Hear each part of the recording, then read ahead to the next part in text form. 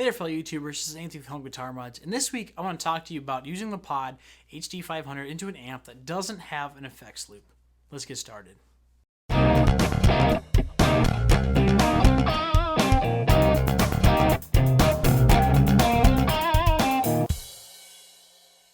Alright, so like I said, we're going to talk about using your Pod HD with an amp that doesn't have an effects loop. I had a few questions asking about this after the video on the 4-cable method. Now here's a few tips and tricks for using your Pod HD into an amp with no effects loop. First off, the biggest thing I can tell you is shut off the amp emulation on the Pod. Now what I mean by this is, well, exactly what I said, shut off the amp emulation. If you're using an amp that doesn't have an effects loop, but you really like the amp's tone, but you don't want to use maybe other amp sounds, and you find it's muddy, try shutting the amp emulation off and just use the Pod for effects. Now it's going to be slightly limiting for an amp that, let's say, you really like the distortion on. It's hard to get reverb and delays after, obviously, the tone if there's no effects loop. Now let's say you have an amp that you really like the clean tone on. What you can try doing is setting up your Pod just like a pedal board.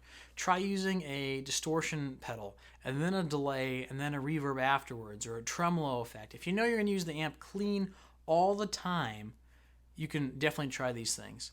Now let's say you really like an amp, a certain amp. Let's say it's the Engel F-Ball or the Blackface Double or whatever amp it might be, and you really want your amp to sound like the amplifier on the Pod, but you find that you're getting a really muddy tone.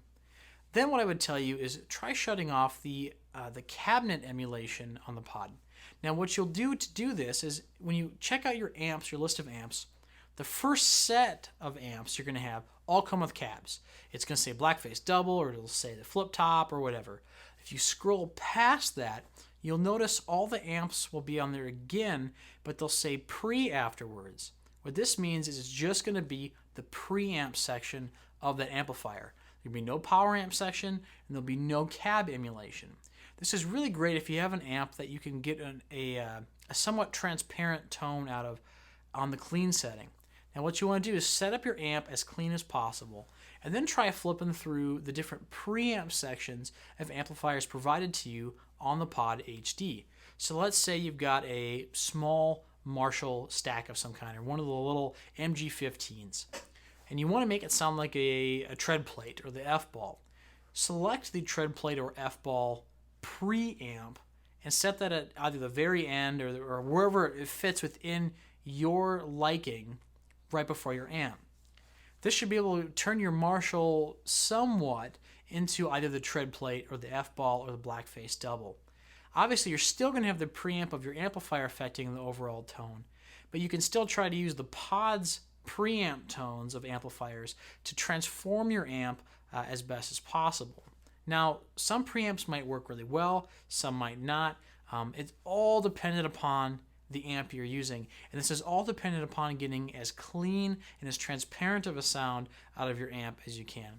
Now if you're using a solid state amp, this usually isn't a problem, as most solid state amps, I don't want to say don't have any character to them, but are generally pretty clean to begin with. A lot of times you can set up the clean channel, turn the effects off on the amp, or on if you want to use them, and set either all the EQ settings right at 12 o'clock, or if you want to experiment, try even diming them 100% all the way on to give you the most open sound, the most clean, transparent tone you can. Then from there, like I said, I would just set up your Pod like you would a pedal board. Try, for me, I would go probably the tube driver into an optical tremolo, into a digital delay, and then let's say I want to throw a preamp, I would probably use the Blackface Double. That's kind of my favorite. Or let's say the tread plate. That's a really fun preamp, I find. And then afterwards a reverb, or if you know you're going to be using that tread plate for your distortion tones, then for me personally, I like my delays afterwards. So I would stick the tread plate in the beginning, maybe a screamer, then the tread plate, and then my delay pedal and tremolo and reverb, all using the distortion of that preamp sound through your delays and reverbs, then into a really clean amp.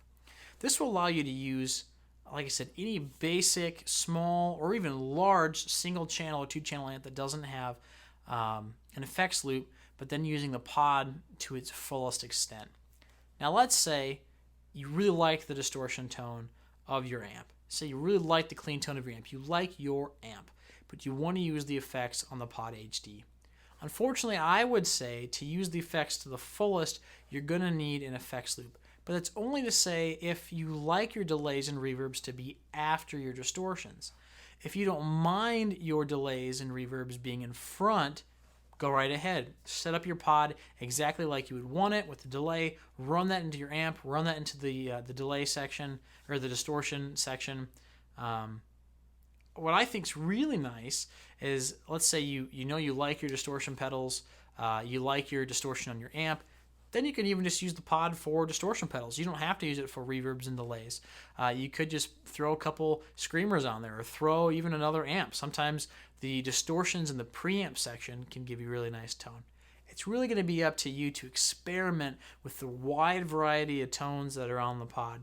But I would feel, for my case, that you're going to be slightly limited without that effects loop. Simply because, for me, I really like the preamp gain that's on my amp that I already use, whether it's using my Bugera or using my tweaker, and then I like routing that sound back to the pod and using a delay or reverb after it. But that's just me. That's just how I like to run my setup. For you, I would say play with it. Like with anything with the pod, even with the tones I throw up on the website at Line 6, you're going to have to tweak them. You're going to have to play with them. Everyone's ear is different. Everyone's guitar is different. You're going to have different pickups, speakers. There's a whole slew of factors that are going to change the tone, including your own ears. I think people hear things differently. You're just going to have to sit down, play with your pod. But those would be my suggestions. Try using the pre's of each amp. Try to stray away from using a cab. Because if you think about it, if you're using an amp with a speaker already, if you take an amp with a speaker emulated, you throw that into another amp with another speaker, you're going to get a completely different sound. So try using the preamp sections. That'll probably clean up any inconsistencies in sound and let you use a small amplifier and let you use the Pod HD with all its awesome effects and pedals that it comes with. This is Anthony with Home Guitar Mods. I hope this has been a helpful tip for you. And yeah, as always, keep rocking and keep modding and keep rocking out on that Pod HD. Thanks for watching.